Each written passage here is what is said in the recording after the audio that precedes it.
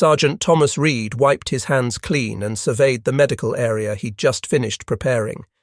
34 years old, and he'd treated enough casualties to understand that recovery began with fundamentals: sterile equipment, reliable hands, explicit guidelines.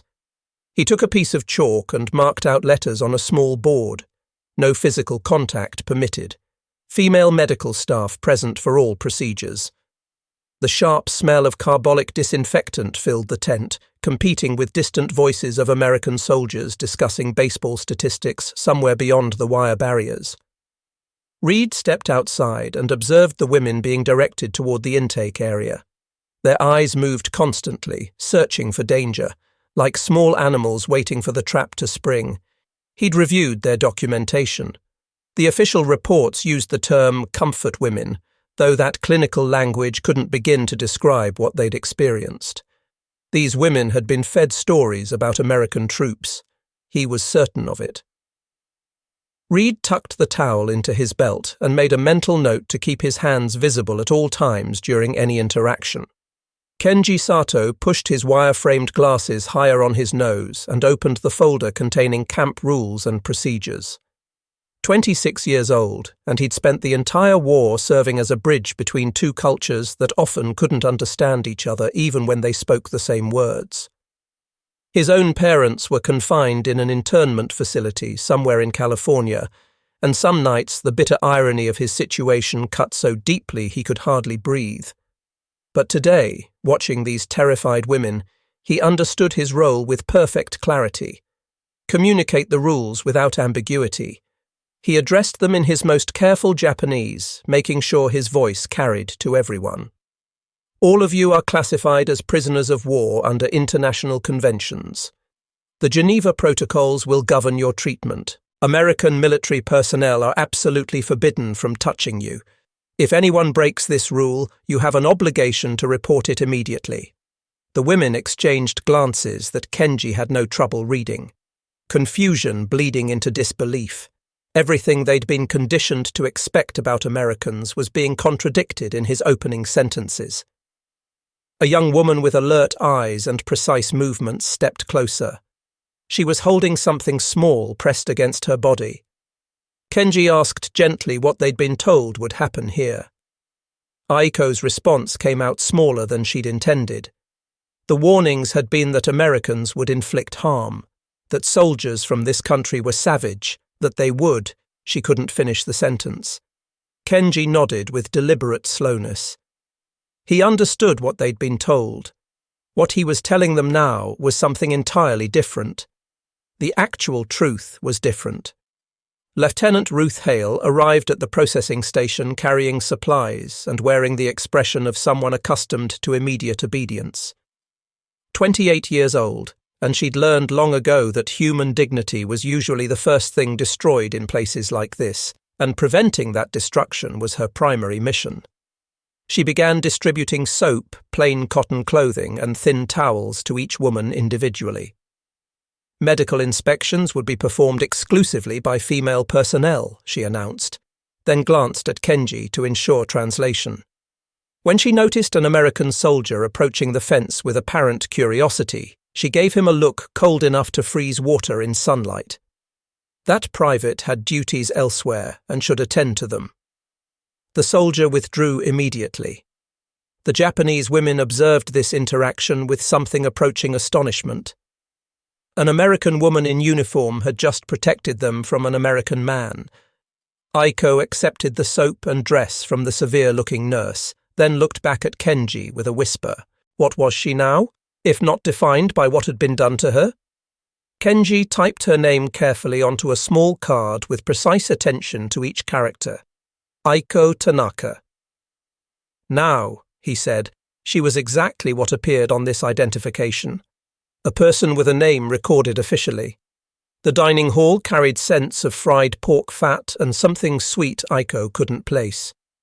She sat at the long wooden table with her metal plate, staring at thick slices of preserved peaches floating in syrup like golden crescents. The American food looked overwhelmingly rich, so abundant it made her stomach clench with old wariness. Next to her, Sumiko Mori prodded a strip of bacon with her fork. "American fruit makes noise," Sumiko whispered, watching syrup drip. When a drop hit the table, she released a quiet laugh that surprised both of them. The sound was so unexpected, so ordinary, that several other women turned their heads. For a moment, the dining hall felt less like a detention facility and more like some strange morning meal gathering. Aiko lifted a piece of peach toward her mouth, then froze. Her throat had closed completely. The sweetness felt like too much, too sudden after months of thin gruel and constant fear. She set the fork down and pressed her palms flat against the table surface until the moment passed. Kenji worked through the registration process with methodical patience, typewriter keys clicking in steady rhythm. Each woman stepped forward when called. Each time he asked the identical question. What was her complete name? When they answered, he typed it carefully on a small white card, then slid it across the desk. "Michiko Hayashi," said a woman with greying hair and calm eyes. Kenji typed the characters, then handed her the identification. She was more than a number in this place, Hayashi-san. He opened a Red Cross form and positioned it under his pen. Would she like to send correspondence home? Michiko stared at the blank form as if it might vanish. They would actually permit letters? The Red Cross would attempt delivery, Kenji confirmed. It might require significant time, but they would try to locate her family. She nodded slowly and accepted the form with trembling fingers. Reed established his medical station with the same careful attention he'd applied to field hospitals across 3 different Pacific combat zones. Clean white fabric stretched over the examination table, instruments organized by size, the small board positioned where everyone could read his written rules. When the first woman entered the tent, he kept his hands visible on the table and addressed Kenji rather than speaking to her directly. "Please inform her I need to assess for injuries and illness," Reed said. "Lieutenant Hale will conduct the actual examination. I will only observe and provide medical guidance as needed." Kenji translated, and the woman, barely 18 with frightened rabbit eyes, looked between Reed and the female nurse with clear confusion. She wanted to know why he wouldn't examine her himself, Kenji explained. Reed met her gaze briefly, then looked away. Because that wasn't the procedure here. Tell her that in this camp, her body belonged to her, nobody else. When Kenji translated this statement, the young woman's eyes filled with tears that didn't fall. The afternoon work assignments were announced with the same careful structure that governed everything in the facility: laundry duties, kitchen assistance, sewing repairs for uniforms and fabric goods. Each task came with posted compensation, credits usable at the small canteen for soap, tea, writing materials, or hard candy. Aiko found herself assigned to the sewing area, where American uniforms arrived with torn seams and missing fasteners. The work felt familiar, and her hands moved in practiced patterns with needle and thread, while her mind attempted to process the strangeness of receiving payment for labor. Sumiko worked alongside her, humming quietly under her breath. In the late afternoon, they were directed to a wooden structure that had been converted into a learning space.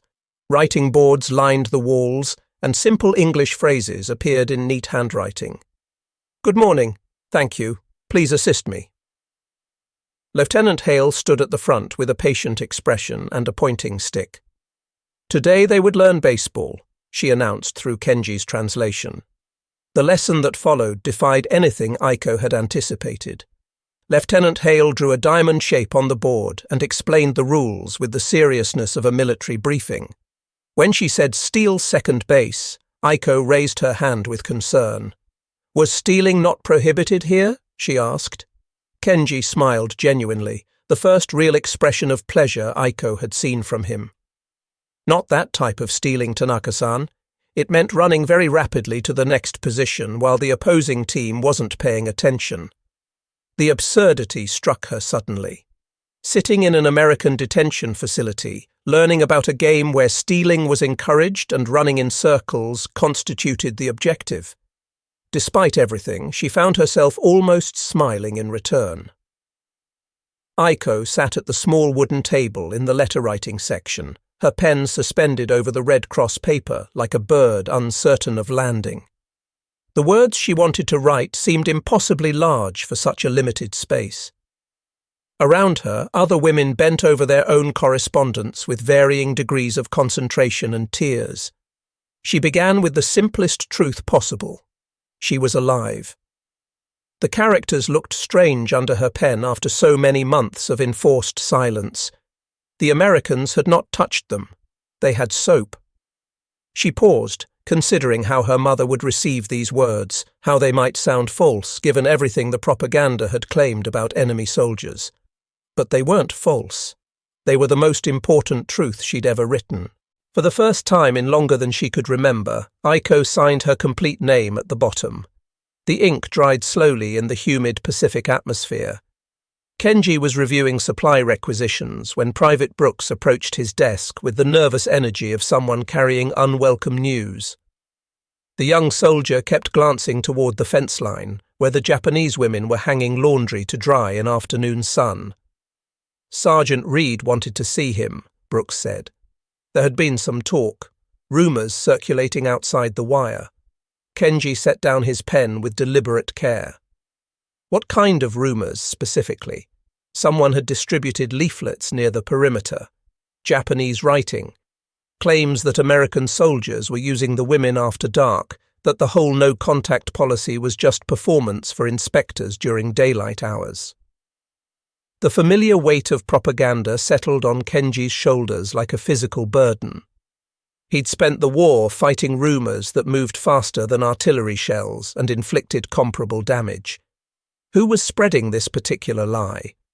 Word indicated it originated from the male prisoner compound, that Lieutenant Nakamura had been speaking to his men about shame and honour.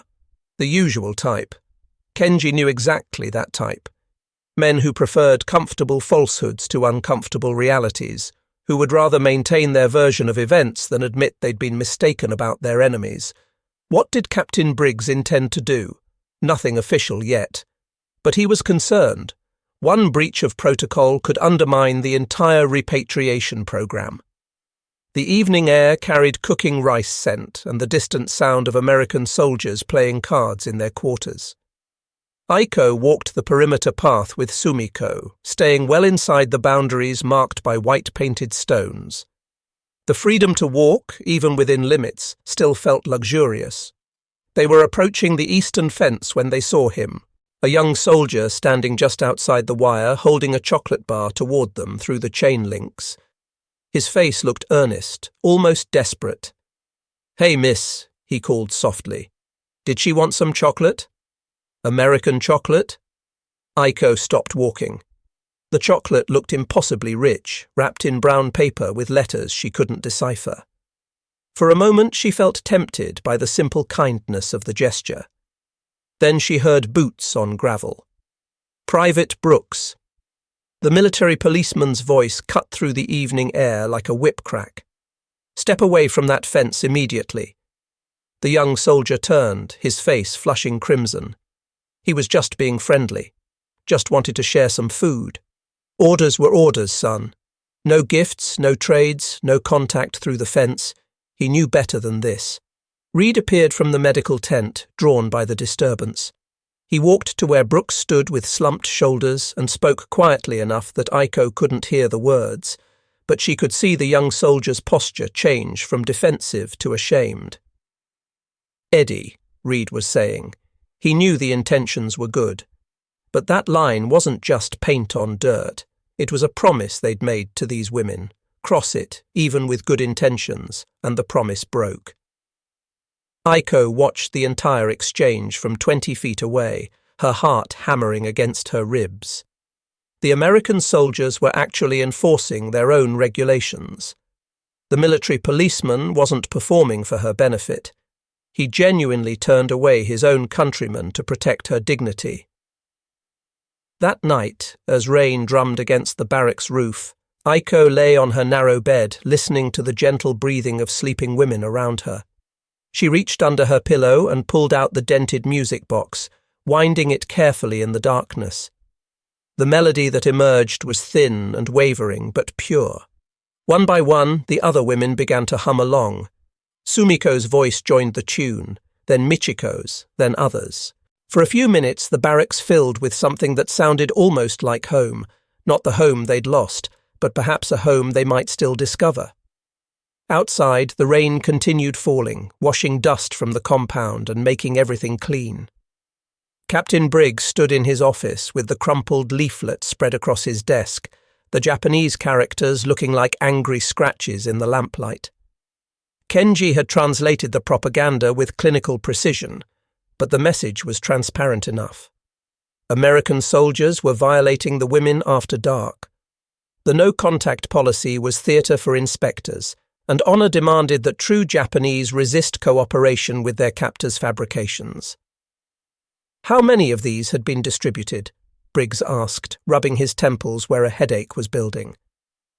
Intelligence estimated maybe 50 or 60 dropped around the perimeter in the native village, Kenji replied. Lieutenant Nakamura had been busy. Briggs looked out his window toward the male prisoner compound, where cooking fires sent thin streams of smoke into the evening sky. Command was considering shutting down the education programs. Too much contact between their personnel and the women, they claimed, made the whole operation look questionable. Kenji felt something cold settle in his chest. Sir, with respect, cutting the programs would prove Nakamura's point. Maintaining the order was exactly how they demonstrated that the rumor was false. That's what he'd told them. But if this got back to Washington with the wrong interpretation. The conversation was interrupted by shouting from the direction of the main gate. Both men hurried outside to see a crowd forming near the fence that separated the male and female compounds. Several Japanese prisoner officers were gesturing angrily while American military police tried to maintain order. Lieutenant Nakamura's voice carried above the rest, his English sharp with accusation. They brought shame to these women by keeping them like pets. Better to die with honor than live as American playthings. One of his men picked up a stone and hurled it toward the women's barracks. It struck the wooden wall with a hollow thunk, sending several women scrambling for cover behind the building. A military policeman raised his rifle and fired a warning shot into the air. The crack of the gunshot seemed to freeze everyone in place. Aiko crouched behind the barracks with her heart racing, the familiar terror flooding back like cold water. The peace she had been building, stone by careful stone, crumbled in an instant. These were the sounds she remembered: angry men shouting, women hiding, the promise of violence hanging in the air like smoke. Lieutenant Hale appeared with a clipboard and a face like granite. She walked deliberately through the compound, posting new notices in both English and Japanese. Roll call every 2 hours. No gatherings of more than 5 women. All classes suspended pending review. Report any unusual contact immediately. The Japanese text was particularly stark against the white paper. The rules had not changed. American personnel would maintain appropriate distance. Violations would be reported and punished. Reed found Aiko in the medical tent later that evening, attempting to treat a small cut on her hand that she'd gotten while rushing to safety. Her fingers shook as she tried to clean the wound with a damp cloth. "Let him help with that," Reed said, then stopped himself. He stepped back and called for Lieutenant Hale. Could she handle the bandaging? He'd talk her through it. Hale took over the wound care with efficient gentleness, while Reed kept up a steady stream of conversation about anything except the afternoon's chaos. Back home in Ohio, his boy Danny would get cuts like this climbing apple trees. His mother would patch him up, and Reed would tell him stories about his grandfather's farm. Had the sweetest corn anyone ever tasted, and bacon so good it made you want to cry. Despite herself, Aiko found her breathing slowing as Reed's voice continued. The man was talking about breakfast foods as if they were precious memories, and somehow that made the world feel less dangerous. "Why did he talk about bacon so much?" she asked through Kenji's translation. Reed smiled, because it was something good waiting for all of them when this was over. something simple and normal and worth going home for. But the fragile sense of security continued to crack. That evening, Aiko's letter was returned with a stamp that read, "Address unknown, building destroyed." She stared at the envelope until the words blurred, then reached for her music box. The spring had finally snapped completely, and the melody died halfway through the first phrase. She held the broken toy in her hands and felt the weight of everything collapsing around her. Maybe the rumor became the truth, she whispered to Sumiko, if no one heard them say otherwise. Kenji sat across from Captain Briggs in the command office, a typed proposal spread between them on the desk. The rain outside had been falling for 3 days straight, turning the compound into a maze of muddy paths and making everyone irritable with confinement. "A public statement," Briggs said, reading the document again. "Sworn testimony from the women themselves, read at the weekly assembly in front of witnesses. Yes, sir, Japanese and English, with prisoner representatives from both compounds present, recorded officially and copies provided to the Red Cross and Military Press Corps."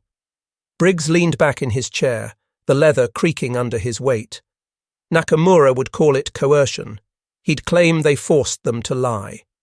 Which was exactly why it had to be voluntary, sir. The women chose whether to participate. They chose what to say. They just provided the platform. And if they chose not to speak? Kenji met his commander's gaze steadily. Then the silence spoke for itself. But he thought they were ready to tell the truth. They just needed to know someone would listen. The morning of the assembly dawned grey and wet, with canvas awnings stretched between buildings to provide shelter for the witnesses. Aiko stood in the women's barracks, staring at the typed page Kenji had given her. Her name was spelled out in careful English letters at the top. Statement of Aiko Tanaka, age 19, Hiroshima Prefecture. Her hands trembled as she read the simple words she had dictated to him the day before. Nothing eloquent or complex, just the plain truth in language anyone could understand. "You don't have to do this," Sumiko said quietly, standing beside her. No one would blame her for staying silent. Aiko folded the paper carefully. She'd been silent long enough. It didn't protect her then, and it wouldn't protect anyone now. The assembly area filled slowly as the morning progressed. American personnel sat on wooden benches under one awning, while representatives from the male prisoner compound occupied another section. Lieutenant Nakamura was among them, his uniform pressed and his expression coldly skeptical. Reed stood near the medical station, his hands clasped behind his back. Lieutenant Hale checked names off a clipboard with methodical precision. Captain Briggs called the assembly to order with the crisp formality of military procedure. This gathering was convened to record testimony regarding conditions in the women's detention facility. Participation was voluntary. Translation would be provided in both languages. Kenji stepped forward with the official regulations document and read in clear, measured tones. No American military personnel were permitted physical contact with female prisoners of war. Medical examinations were conducted by female medical staff exclusively. Violations of this policy were to be reported immediately and would result in court-martial proceedings. The rain drummed against the canvas overhead as Kenji finished reading. Then Aiko walked slowly to the front of the assembly, the typed statement clutched in her hands. She had never spoken in front of so many people, had never imagined her voice might matter to anyone beyond the walls of the barracks where she slept.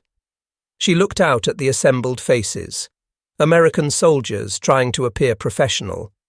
Japanese officers watching her with expressions ranging from curiosity to contempt, and her fellow prisoners huddled together under their shared awning. "My name is Aiko Tanaka," she began in Japanese, her voice barely audible above the rain. Then, reading from the paper, they were told Americans would harm them. They did not. They gave them soap and recorded their names. No soldier had touched them without permission. They had worked for wages. They had learned English words. They had written letters to their families. She paused, looking directly at Lieutenant Nakamura. Some people claimed this was a lie. Some people said they were being used in secret. She was here to say that was not true. Kenji translated each sentence into English, his voice carrying clearly across the assembly.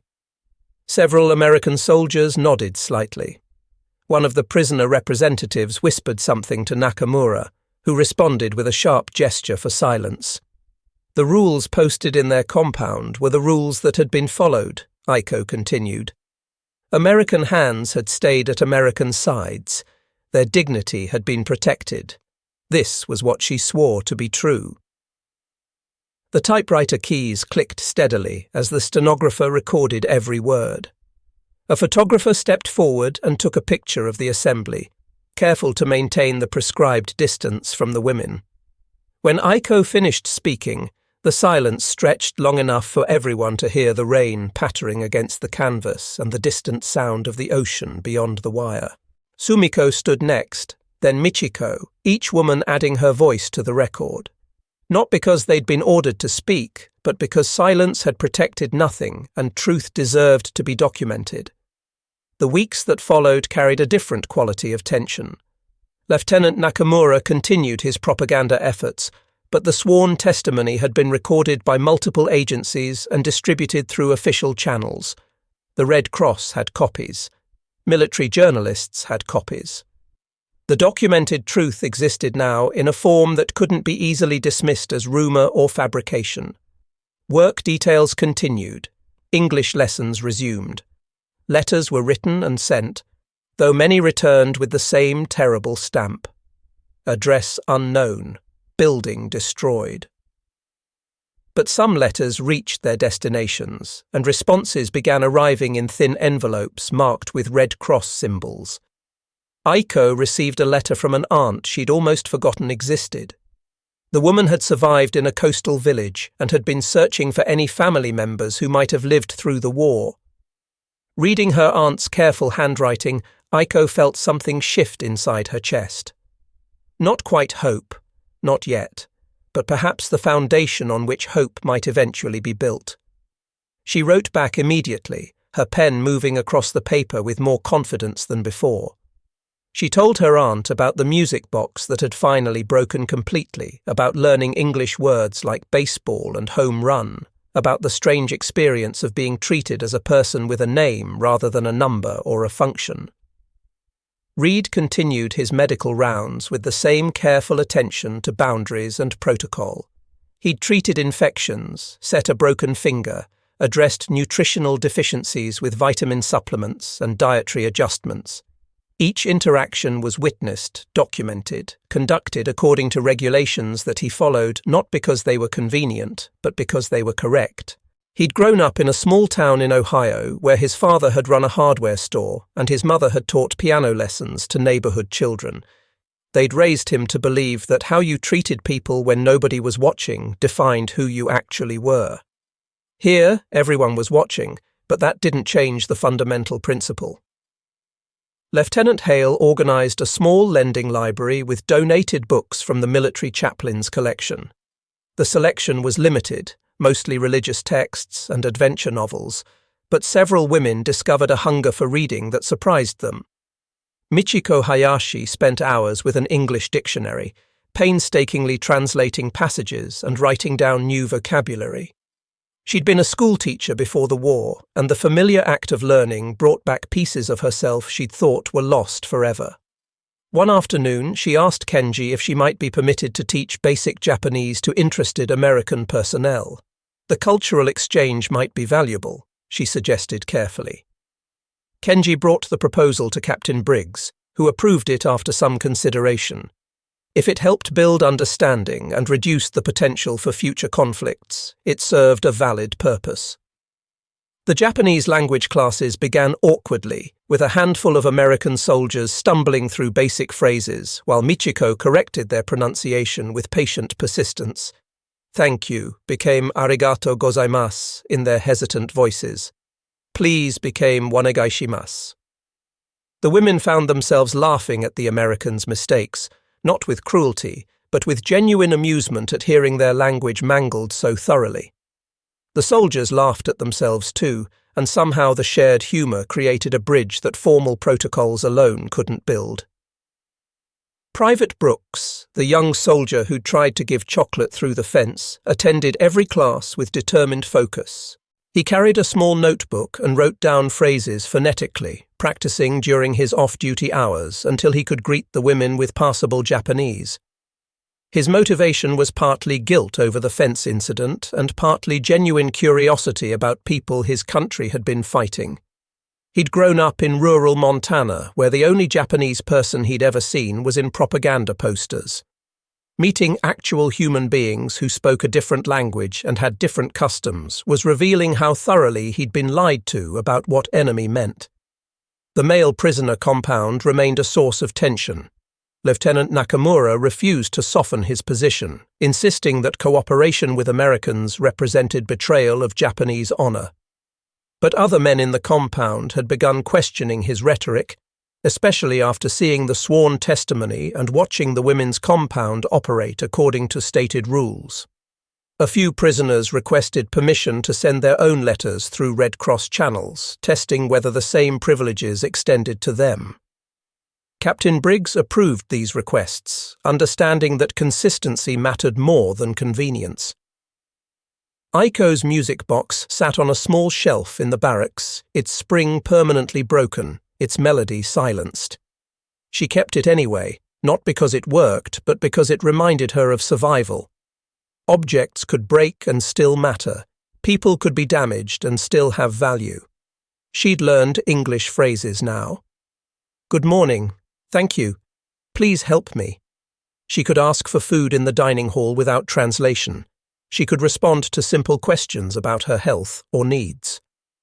The language was strange in her mouth, all hard consonants and peculiar vowel sounds, but she was learning. One evening, during a rare moment of clear weather, Lieutenant Hale organized an outdoor gathering in the compound's central area. No formal purpose, no official agenda, just an opportunity for the women to spend time in open air without being confined to specific tasks. Someone produced a harmonica, and one of the American guards played simple folk melodies that sounded nothing like Japanese music, but carried their own particular melancholy. Several women began singing along in Japanese, inventing words that fit the unfamiliar tunes. The result was neither American nor Japanese, but something new, something that existed only in this specific place at this specific time. Sumiko discovered she had a gift for drawing. Lieutenant Hale provided paper and pencils, and Sumiko began sketching portraits of the other women. Her drawings captured more than physical features. They showed Michiko's quiet determination, Aiko's careful hope, the way grief and resilience coexisted in faces that had seen too much. When she offered to draw some of the American personnel, Reed agreed on condition that he could send the portrait home to his family. Sumiko spent an afternoon capturing his weathered face and steady hands, and when she finished, Reed looked at the drawing with something like wonder. "That's me," he said quietly. "That's actually me." He'd been a soldier for so long he'd almost forgotten he was also a man with a face worth remembering. The propaganda leaflets continued appearing periodically, but their impact diminished as evidence accumulated against their claims. Women who could speak freely about their treatment were harder to silence with rumors than women kept isolated and voiceless. The sworn testimony had created a record that existed independent of any single person's word, documented by multiple agencies and witnesses. Truth wasn't invulnerable, but it was more resilient than lies when given the chance to be heard. Kenji received a letter from his parents in the California internment camp. They were being released soon, allowed to return to what remained of their lives on the West Coast. His father's grocery store had been sold for pennies by the government-appointed custodian. Their house had been vandalized.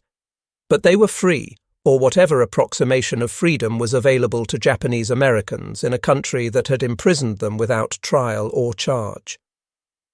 Reading his father's careful handwriting, Kenji felt the familiar weight of paradox. He was helping to protect Japanese prisoners of war, while his own parents had been imprisoned by his own country. Justice was supposed to be consistent, but he'd learned that it rarely worked that way in practice. He shared the letter with Aiko during one of their regular translation sessions. She asked him how he managed to keep working when his own family had been treated so unjustly. Kenji considered the question carefully before responding. Because if he stopped trying to do the right thing just because others had done wrong things, then wrong won completely. He couldn't control what had happened to his parents. He could control how he treated the people in front of him right now. That was the only power he actually had. Captain Briggs received orders regarding the eventual repatriation process. The war was over, and prisoners would be returned to Japan according to protocols still being negotiated at levels far above his authority. The timeline remained uncertain, but preparations needed to begin. Documentation had to be completed, health records finalized, personal belongings catalogued.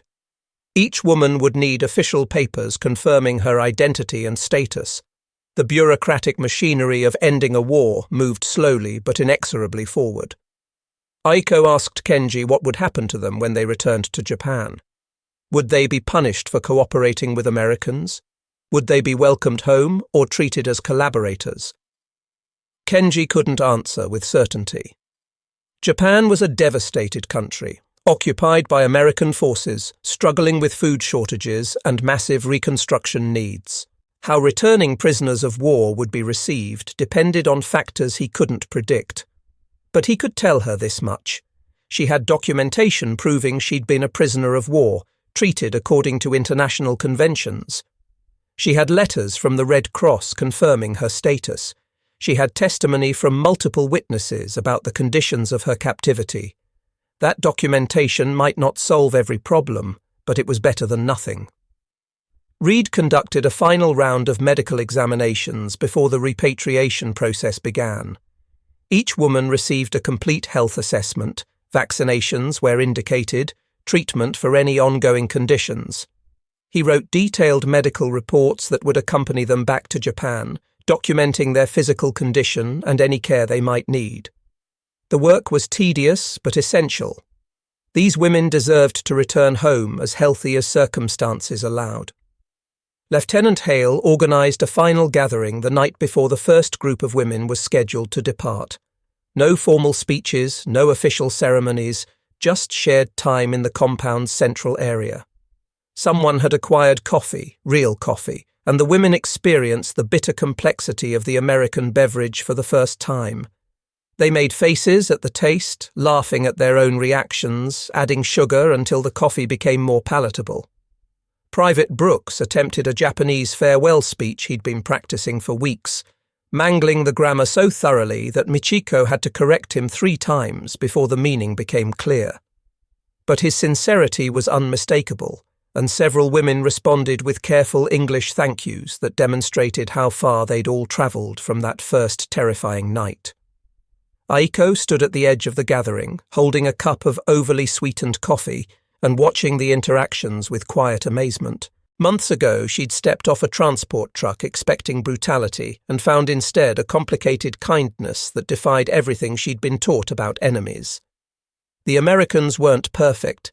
Their country had done terrible things, fought a terrible war, dropped weapons on cities that turned human beings into shadows on walls. But these specific Americans, in this specific place, had chosen to follow rules that protected dignity even when it would have been easier not to. That choice mattered. It didn't erase the war or undo the damage, but it mattered. The night before departure, Aiko couldn't sleep. She lay on her narrow bed, listening to the familiar sounds of the barracks one last time. Sumiko's gentle breathing, Michiko's occasional snoring, the creaking of wood as women shifted in their sleep. Outside, American guards walked their regular patrols, boots crunching on gravel in predictable rhythms. The sounds that had initially frightened her now felt almost comforting in their reliability. She reached under her pillow and pulled out the broken music box one final time. The dented metal caught lamplight from outside, throwing small reflections across the ceiling. She wouldn't wind it because the spring was broken, but she didn't need the actual melody anymore. She carried the memory of it, and that was enough. Morning came too quickly. The women gathered their few belongings and formed orderly lines for the final processing. Names were checked against lists. Documentation was verified and sealed in official envelopes. Personal items were catalogued. The music box went into Aiko's small bag, wrapped carefully in a spare cloth. Lieutenant Hale moved through the crowd with her clipboard, checking off tasks with her usual efficiency, but Aiko noticed the woman's eyes were slightly red around the edges. Even Lieutenant Hale, with her stern military bearing and no-nonsense approach, seemed affected by the departures. Reed conducted final health checks, verifying that each woman was fit for travel. When Aiko stepped forward for her examination, he maintained the same careful distance he'd always observed, but his voice carried a warmth that hadn't been there in those first frightening days. "You take care of yourself, Tanaka-san," he said through Kenji's translation. "You've got people waiting for you back home. Make sure you get there safe." Aiko nodded, unable to form words past the tightness in her throat. Reed stamped her health certificate and handed it to her with steady hands that had never once touched her without permission. Kenji walked alongside the women as they moved toward the transport vehicles that would begin their journey home. He'd spent months translating between worlds, building bridges with words, trying to make two groups of traumatized people understand each other across vast cultural divides. Now the work was ending, at least this phase of it. He'd be reassigned soon, sent somewhere else to translate between different groups with different grievances. But this experience would stay with him, a reminder that even in the aftermath of terrible violence, people could choose to act with restraint and respect. Lieutenant Nakamura watched from the male prisoner compound as the women boarded the transport vehicles. His expression remained coldly skeptical, but he'd grown quieter in recent weeks. His propaganda had failed to undermine the documented evidence, and some of his own men had begun questioning his absolute certainties about American brutality.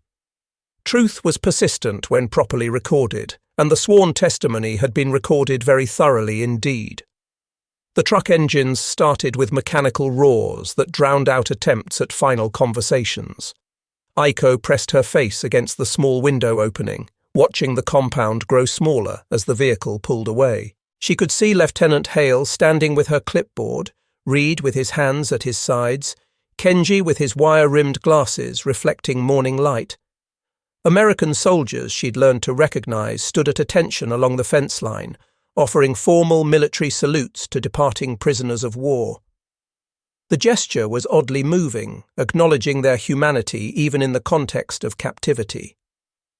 Sumiko sat beside Aiko on the truck bench, her small bag of belongings clutched in her lap. "We survived," she said quietly. "Not just the war. We survived the peace too." Aiko nodded.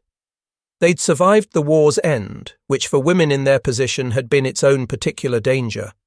They'd survived because American soldiers had followed rules even when it would have been easier not to.